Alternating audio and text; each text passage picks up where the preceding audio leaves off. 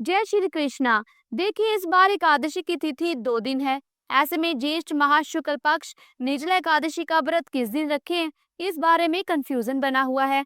आज की इस वीडियो में आप जानेंगे एकादशी की तिथि, पारण मुहूर्त, पूजा विधि, इस दिन रहने वाले सभी शुभ मुहूर्तों के बारे में, और साथ ही आप जानेंगे निर्जला एकादशी पर तुलसी के कौन से उपाय करने चाहिए। वीडियो अच्छा लगे तो वीडियो को लाइक और शेयर करना बिल्कुल ना भूलिएगा, और कमेंट बॉक्स में जय श्री हरि विष्णु जरूर लिखिएगा। निर्जला एकादशी, जो कि ज्येष्ठ मास के शुक्ल पक्ष की एकादशी होती है, जिसे भीमसेनी एकादशी भी कहते हैं, साल भर में सबसे प्रमुख और सबसे बड़ी एकादशियों में से एक होती है निर्जला एकादशी।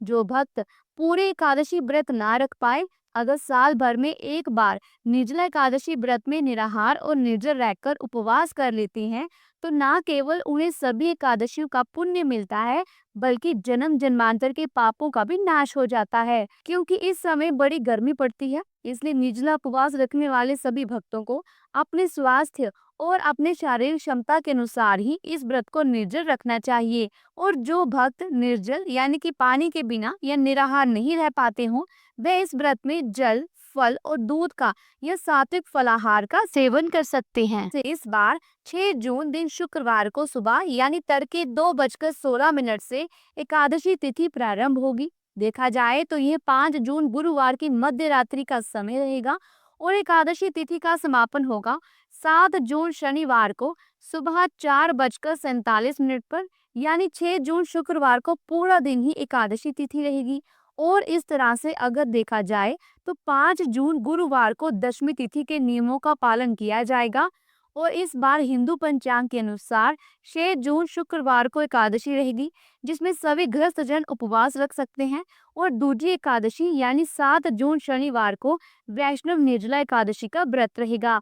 जब कभी भी एकादशी तिथि 2 दिन की होती है, तो ऐसे में इस बात का भी ध्यान रखना चाहिए कि उपवास 24 घंटे से अधिक का ना हो। अगर 24 घंटे से अधिक का उपवास होता है, तो सभी लोगों को दूजी एकादशी यानी वैष्णव एकादशी का उपवास रखने की ही सलाह दी जाती है। 6 जून शुक्रवार को ब्रह्म मुहूर्त सुबह 4:08 से 4:56 तक रहेगा। इस दिन सूर्योदय सुबह 5:44 पर होगा, और सूर्यास्त शाम 7:06 पर। प्रातः काल पूजा मुहूर्त सुबह 4:22 से 5:23 तक रहेगा। शाम की पूजा का मुहूर्त शाम 7:17 से 8:18 तक रहेगा। हस्त और चित्ता नक्षत्र का दुर्बल संयोग इस दिन बन रहा है। हस्त नक्षत्र सुबह 6:34 तक, और बाद में चित्रा नक्षत्र प्रारंभ हो जाएगा। राहु काल सुबह 10:30 से दोपहर 12 बजे तक रहेगा।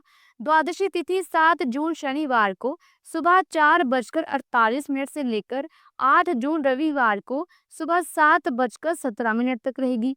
हरिवासर का समय द्वादशी तिथि लगते ही शुरू हो जाता है, और हरिवासर के समय में भूलकर भी उपवास नहीं खोलना चाहिए, नहीं तो व्रत अधूरा रहता है। कई लोग जानकारी के अभाव में हरिवासर के समय में ही व्रत खोल लेते हैं। 7 जून शनिवार को ब्रह्म मुहूर्त सुबह 4:08 से लेकर 4:56 तक रहेगा। इस दिन सूर्योदय सुबह 5:44 पर, और सूर्यास्त शाम 7:07 पर होगा। प्रातः काल पूजा मुहूर्त सुबह 4:22 से लेकर 5:23 तक रहेगा। गोधूली मुहूर्त शाम 7:16 से 7:36 तक रहेगा। राहु काल सुबह 9 बजे से 10:30 बजे तक रहेगा। हरिवासर का समय 6 जून शुक्रवार को सुबह 11:25 तक समाप्त होगा। ध्यान रखिएगा, इस बार 6 जून शुक्रवार को भद्रा भी लगेगी। भद्रा दोपहर 3:31 से लेकर अगले दिन यानी 7 जून को सुबह 4:47 तक रहेगी, और भद्रा का वास पाताल लोक में रहेगा। अब जो भी लोग 6 जून शुक्रवार को निर्जला एकादशी का उपवास रखेंगे, उन्हें 7 जून शनिवार को दोपहर 1:44 से 4:31 के बीच में अपना व्रत खोलना होगा। और जो लोग 7 जून शनिवार को निर्जला एकादशी का व्रत रखेंगे, उन्हें 8 जून रविवार को सुबह 5:23 से 7:17 के बीच में व्रत खोलना होगा। ध्यान रखिएगा, 7:17 तक द्वादशी तिथि समाप्त हो जाएगी। जब ये एकादशी तिथि 2 दिन पड़ती है, तब दूसरे दिन वाली एकादशी का महत्व अधिक हो जाता है। ऐसे में यही सलाह दी जाती है कि आप सभी को भी दूजी एकादशी का ही व्रत करना चाहिए। दशमी तिथि के नियमों का पालन आप एकादशी व्रत के ठीक एक दिन पहले करें। 2 दिन एकादशी का व्रत है, लेकिन आप जिस दिन स्वयं व्रत रख रहे हो, केवल उसी एक दिन आपको तुलसी जी में जल अर्पित नहीं करना है। बाकी दिनों में आप जल अर्पित कर सकते हैं। आइए अब निर्जला एकादशी व्रत की पूजा विधि के बारे में भी जान लेते हैं। इस व्रत में सूर्योदय से पहले उठना जरूरी होता है। फिर तीर्थ स्नान करने का विधान है। ऐसा अगर आप ना कर पाए तो पानी में गंगा जल की कुछ बूंदे मिलाकर, एक चुटकी तिल मिलाकर आप नहा सकते हैं। फिर व्रत का संकल्प लें। इसके बाद उगते हुए सूरज को जल चढ़ाएं। एकादशी तिथि के सूर्योदय से अगले दिन द्वादशी तिथि के सूर्योदय तक जल नहीं पिया जाता और भोजन भी नहीं किया जाता। भगवान विष्णु की पूजा, दान और दिन भर व्रत रखने का संकल्प लेना चाहिए। भगवान विष्णु की विधि विधान से पूजा करनी चाहिए। पीले कपड़े पहनकर पूजा करनी चाहिए। पूजा में पीले फूल और पीली मिठाई जरूर शामिल करनी चाहिए। इसके बाद ओम नमो भगवते वासुदेवाय मंत्र का जाप करें। फिर श्रद्धा और भक्ति से कथा सुननी चाहिए। कलश में जल भरें और उसे सफेद वस्त्र से ढक कर रख दें। उस पर चीनी और दक्षिणा रखकर ब्राह्मण को दान दें। जल, कलश और तिल दान से अश्वमेध यज्ञ का पुण्य प्राप्त होता है। निर्जला एकादशी पर जरूरतमंद लोगों को जल दान के साथ ही अन्न, कपड़े, आसन, जूता, छाता, पंखा और फलों का दान जरूर करना चाहिए। इस दिन जल से भरे कलश और तिल का दान करने से अश्वमेध यज्ञ जितना पुण्य प्राप्त होता है, जिससे पाप खत्म हो जाते हैं। इस दान से व्रत करने वाले के पितृ भी तृप्त हो जाते हैं।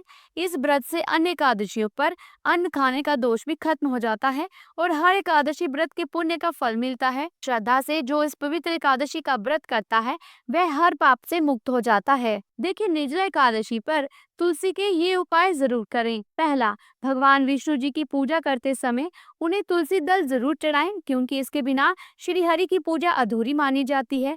ध्यान रहे कि एकादशी के दिन तुलसी दल नहीं तोड़ने चाहिए, इसलिए एक दिन पहले ही तुलसी के पत्ते तोड़कर रख लें। दूसरा, इस शुभ दिन पर शाम को तुलसी के पौधे के पास शुद्ध देसी घी का दीपक जलाएं। इससे घर में मां लक्ष्मी का वास होता है और शुभता का आगमन होता है। इसके साथ ही घर की नकारात्मकता समाप्त होती है। तीसरा, इस दिन तुलसी के पौधे की 11 बार परिक्रमा करें। परिक्रमा के दौरान ओम नमो भगवते वासुदेवाय मंत्र का 108 बार जाप करें। इस उपाय को करने से कुंडली में किसी भी अशुभ ग्रहों का प्रभाव समाप्त होता है। इसके साथ ही शुभ फलों की प्राप्ति होती है। चौथा, भगवान विष्णु जी को तुलसी की मंजरी अर्पित करना भी बहुत शुभ माना जाता है। इससे धन की मुश्किलें दूर होती हैं और आर्थिक स्थिति मजबूत होती है। ध्यान रहे कि एकादशी के दिन तुलसी की मंजरी कभी नहीं तोड़नी चाहिए, क्योंकि ऐसा कहा जाता है कि इस दिन देवी तुलसी भी व्रत रखती हैं। पांचवा, जो लोग धन से जुड़ी कामना करते हैं, उन्हें उस दिन अपनी लंबाई जितना कलावा लेकर तुलसी जी को अपनी मनोकामना बताते हुए पौधे में बांध दें। इसके साथ ही पीले रंग का धागा लेकर उसमें 108 गांठें लगाकर तुलसी के पौधे के चारों ओर बांध दें। इससे आर्थिक तंगी दूर होती है। तो दोस्तों, उम्मीद करती हूँ कि आज की इस वीडियो में दी गई जानकारी आपको अच्छी लगी होगी। अगर वीडियो अच्छी लगी है तो वीडियो को लाइक करें, शेयर करें और हिंदू सनातन धर्म से संबंधित जितने भी व्रत त्योहार हैं, पूजा विधि है, शुभ मुहूर्त है, कथाओं के बारे में जानना या सुनना चाहते हैं तो हमारे चैनल को सब्सक्राइब करके बेल आइकन के बटन को जरूर प्रेस कीजिएगा। जल्दी मिलती हूँ एक नई धार्मिक बड़ी वीडियो के साथ।